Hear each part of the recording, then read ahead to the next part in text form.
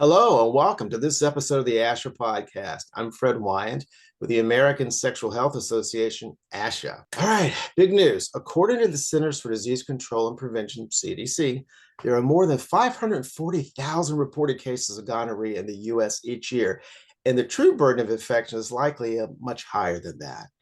Treatment for gonorrhea is tricky because the organism that causes the infection is increasingly resistant to the current class of antibiotics used to treat. But we have had big news over the last few days, though, as the FDA, Food and Drug Administration, just approved two new drugs to treat uncomplicated gonorrhea, gepotidacin and zoliflodacin, both of which are antibiotics that can be taken orally. All right. And we're really lucky today, intrepid listeners. We're going to be talking about the implications of this with our friend and expert, Dr. Jeanne Marrazzo. In 2023, she was appointed as the sixth director of the National Institute of Allergy and Infectious Diseases with the National Institutes of Health. Before that, she was professor of medicine and director of the Division of Infectious Diseases at the University of Alabama at Birmingham School of Medicine. Go Blazers. She was elected to the National Academy of Medicine in 2024, and her research portfolio is extensive. It includes the relationships between the vaginal microbiome and female reproductive tract infections, HIV pre-exposure prophylaxis, something we talk a lot about, hormonal contraception, and really important to us today, the risk of STI and HIV acquisition. So we're going to tap into that knowledge for sure. Dr. Marrazzo, thank you so much for taking time to chat with us today and doing it on short notice. Fred, it's so good to see you and to be here with my friends at ASHA who've always done a great job keeping these important topics in the forefront of people's awareness. Thank you for that. And let's jump right into it. So, would you talk about the issue of antibiotic resistance and just how important it is to have a new class of antibiotics to treat gonorrhea? Yeah, it's this is really quite important. So on your first point, Neisseria gonorrhea, which is the bug that causes the clinical syndrome gonorrhea, is really one of the master adapters in the microbial world. It has, since we've known about it many, many centuries ago, um, continued to evolve resistance, especially in the era of antibiotics, to really what I mean. So when you think about penicillin being developed in the early 1900s, that was originally used to treat gonorrhea, that didn't last very long. And you go through every class of antibiotic that's been thrown at this bug, including tetracyclines, including cephalosporins, including macrolides like azithromycin, and including sulfa drugs like trimethoprim, sulfamethoxazole, or Bactrim. All of these antibiotics have lost some of their potency, if not all of their potency, in their ability to control this infection. So it really is a shapeshifter. It's just very good at eluting the antibiotics that we have thrown at them.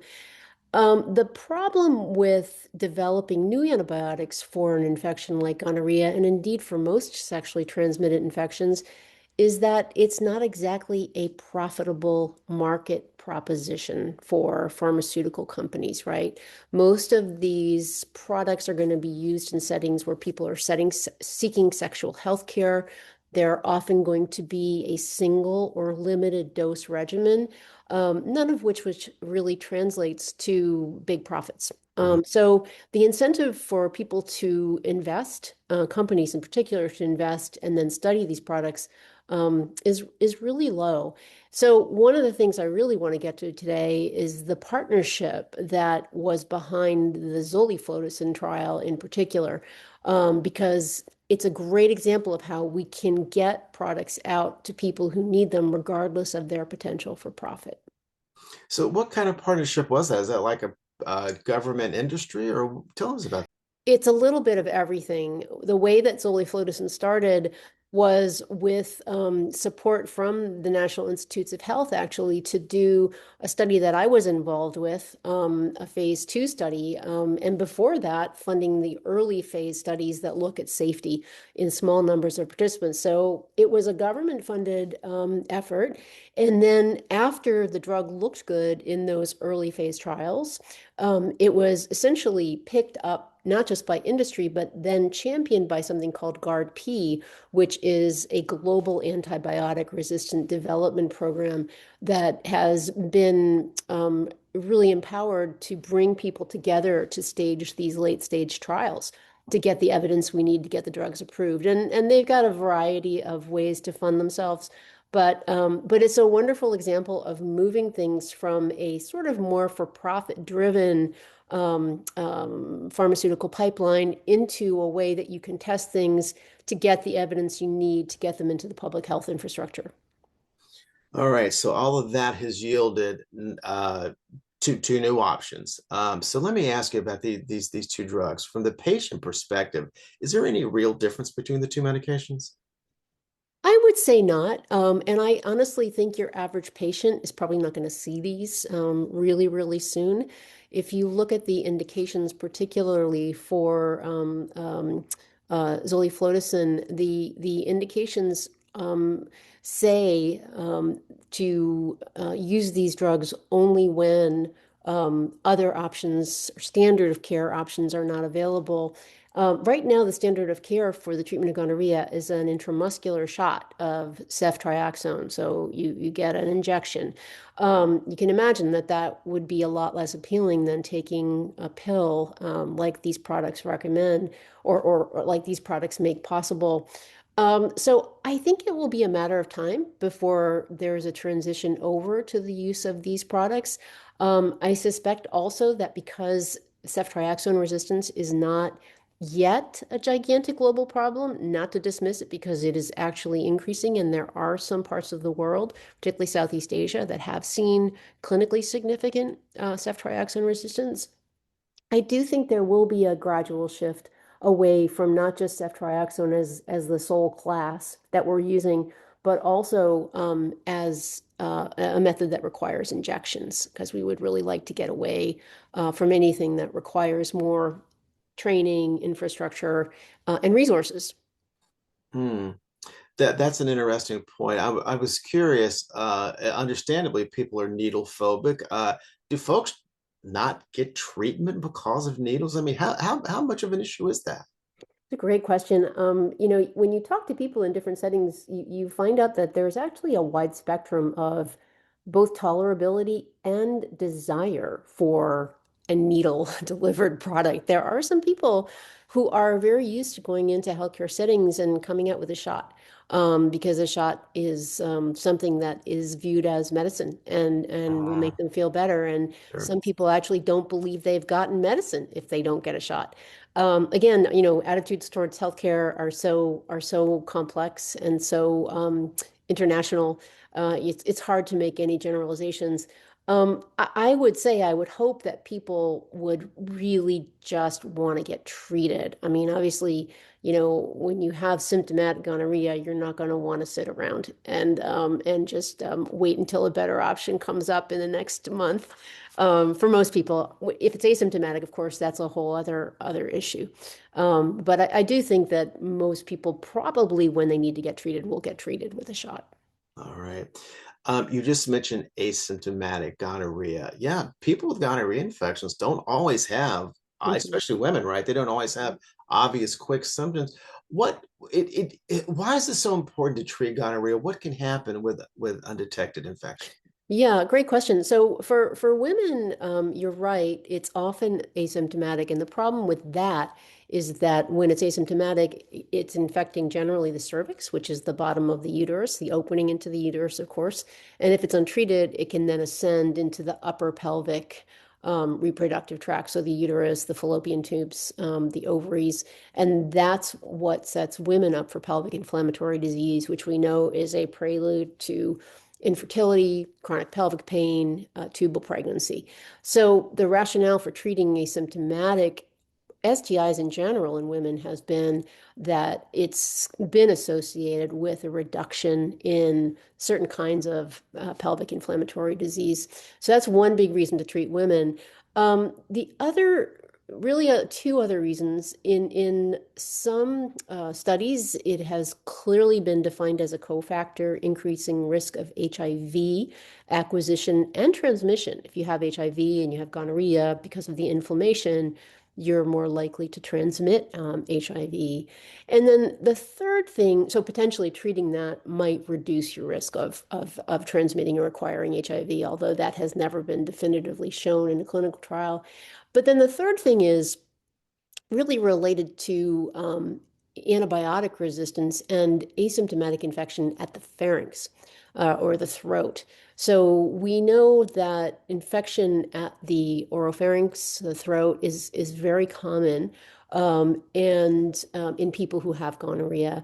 And it's a great place for the bug to pick up these other little snippets of genetic information that can help it develop resistance, because there are other related bacteria that live in your throat that are also Neisseria species.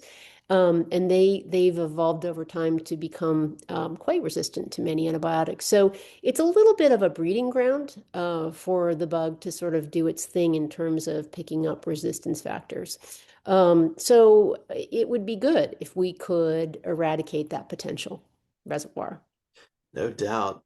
All right, so you just really made the case of why women are one priority group here. That makes sense. And annual testing for gonorrhea is recommended for, I think, sexually active women younger than 25, and also older women if they have risk factors like, say, multiple partners.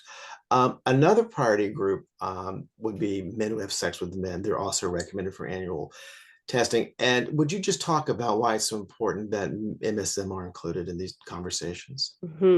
Yeah, well, some of it relates to the fact that I just mentioned about HIV transmission and acquisition. Now, PrEP or pre-exposure prophylaxis has really changed the landscape here, because if MSM in particular are, or men who have sex with men, are adherent with PrEP, either on an episodic basis or on a regular basis, they reduce their risk of acquisition of HIV practically to nothing. So it's a really, really potent tool.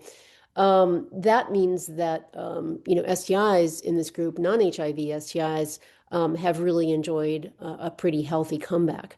So we're seeing more gonorrhea, particularly pharyngeal gonorrhea, but also rectal and urethral gonorrhea. And I think it's just a really, in addition to obviating any chance for inflammation to maybe get around PrEP, although I don't think that really happens very often at all, if at all.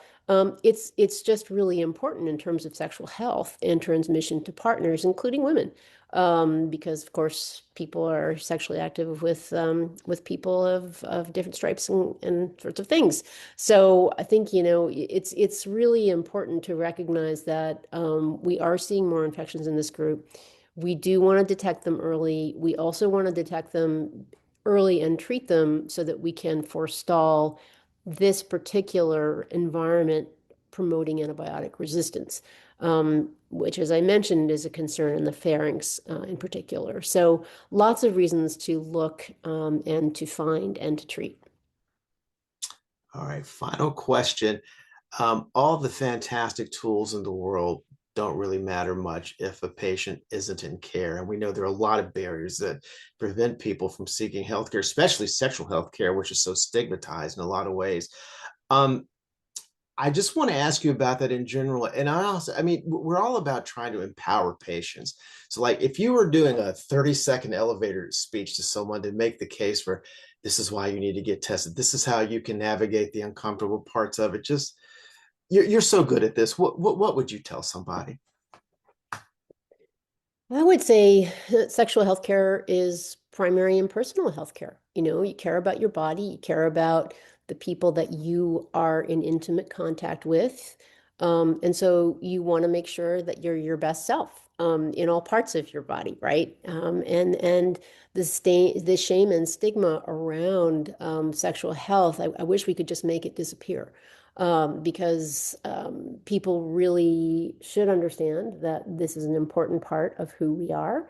And it's important that we bring our best selves to whatever we're doing, including our sexual encounters. So that's kind of how I look at it. I think normalizing it and helping people make safe, responsible choices is really what's most empowering for them and ideally keeps people healthy in the long run. I still dream of a day when we can talk about sexual health issues with our healthcare providers the same way we talk about our flu shots and our cholesterol. So there you go. All right. We have been talking with Dr. Jeanne Marrazzo, our guru when it comes to infectious diseases and a lot of other things. Dr. Marrazzo, thank you so much for helping us sort this out. This is good news, and I really appreciate you helping us understand just why it's such good news. Thank you. Thanks, Fred. Thanks for covering it, and take care. Absolutely. Okay. Thank you, intrepid listener, for joining us as always. Keep in touch. We're at info@ashasexualhealth.org. Send along any comments or topics you'd like us to cover in the podcast, and we'll see you next time.